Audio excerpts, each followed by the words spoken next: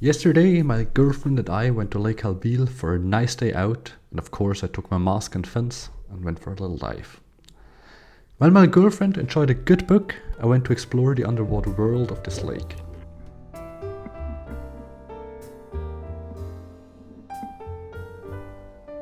Look at me, gliding graciously through the water. I reckon I was a mermaid in a previous life.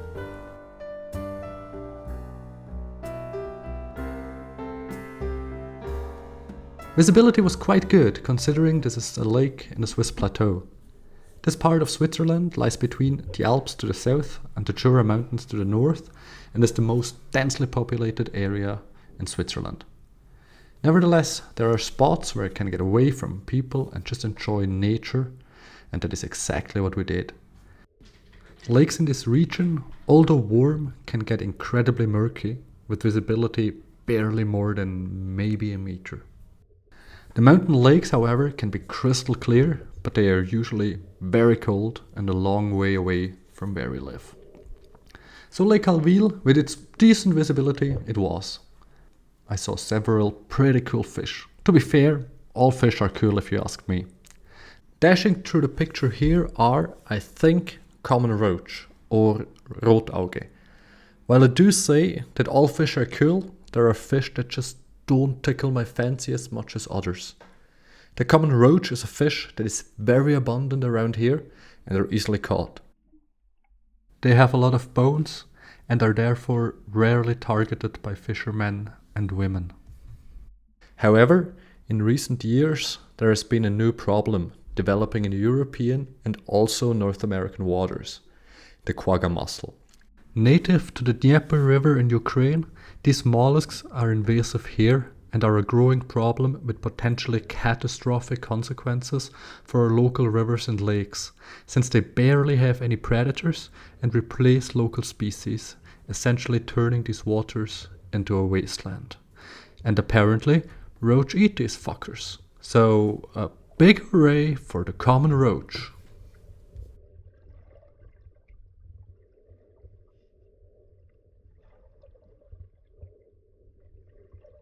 Right here we have some baby European perch, igli as they are called here. And there is also a tench there in the background. Perch are delicious eating when they are bigger. They can actually grow up to 60 centimeters in length, although the largest I ever saw was maybe about half that. Speaking of tench, or as they are known here, a schleie.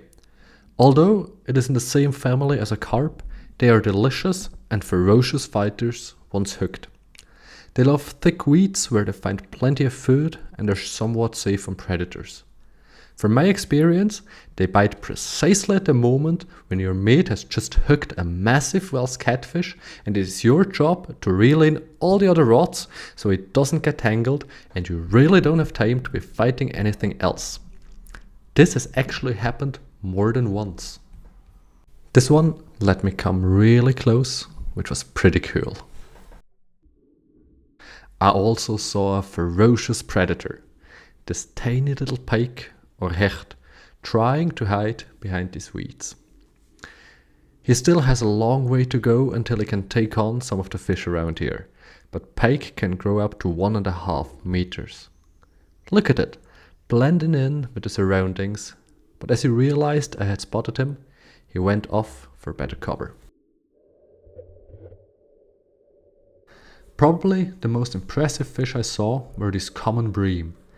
They are known by several names. I know them as brachsmen, but depending on where in the German-speaking places you are, they might be known as brassen, braxen, bresen, plite or blei, and can be found all over Europe, north of the Alps and the Pyrenees, all the way to the Caspian and Aral Sea, as well as the Balkans and the English lowlands, inhabiting slow-flowing rivers and lakes with sandy or muddy floors. In some waters, bream account for a majority of the biomass. Back in the day, they were sometimes called broodfish or breadfish and were caught for consumption. But since they are quite bony and people have gotten more fussy about what they eat, demand for bream has decreased, although it is more popular in Eastern European countries. After I spotted this one and followed him for a bit, he led me straight to his mates, but he didn't like to hang around with. They can grow pretty big, with the record being 90 centimeters and 10 kilograms, although they are more common to be around 30 to 55 centimeters and 2 to 4 kilograms.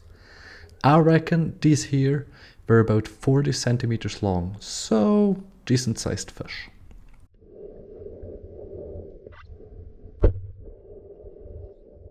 So all in all, it was a really nice day.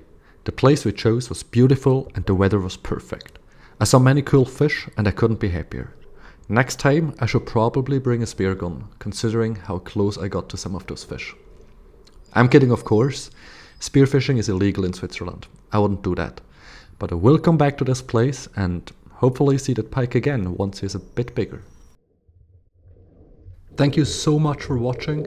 I hope you enjoyed this video and got a small insight into the beautiful underwater world of this lake.